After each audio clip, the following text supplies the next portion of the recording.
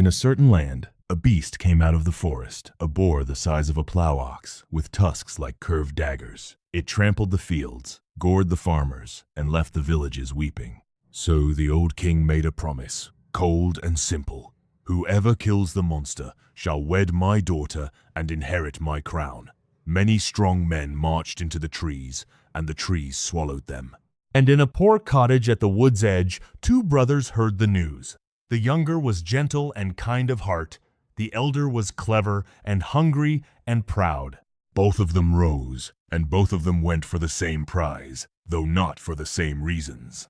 The younger brother walked alone into the deep of the wood, and there a little man stepped from behind a stone gray as ash, no taller than a child, with eyes like two black seeds. He held out a spear of dark iron. "Take this," he said, "for your heart is pure and honest, and the beast cannot harm you. Go without fear." So the young man took the spear and pressed on, and it was not long before the boar came crashing through the brush, red-eyed and roaring, foam at its jaws. He did not run. He set the spear, and the monster ran itself through upon the point, and fell dead at his feet in the wet leaves. His heart was singing. He hoisted the great carcass to carry home to the king.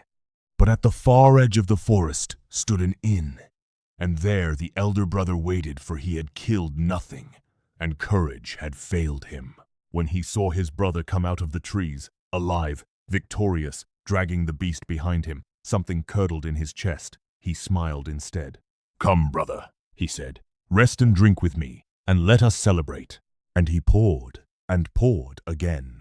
As the evening darkened, the two set out together across a lonely bridge over a black stream.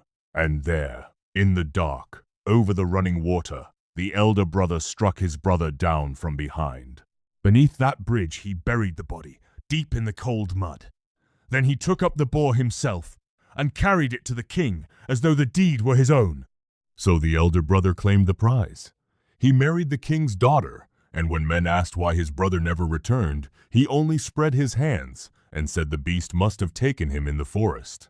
No one doubted a man with a crown so close. The years rolled over the kingdom like slow gray water. The murder settled into silence, and the bridge over the black stream stood forgotten. But the earth keeps its secrets poorly. And beneath the bridgestone, in the cold and the dark, a single white bone waited, patient as winter, for someone to come and set it singing. One day, a shepherd drove his flock across the old bridge and saw, gleaming in the mud below, a small white bone. He thought it would make a fine mouthpiece for his horn, so he cleaned it and fixed it in place and raised the horn to his lips to play. But no song came. Instead, the bone itself began to sing, in a voice thin and sorrowful. "Dear shepherd, you blow upon my bone. My brother slew me and buried me beneath the bridgestone." The old man carried the singing horn straight to the king. The bridge was torn up. The whole skeleton was found, and the murderer could not deny his voice from the grave.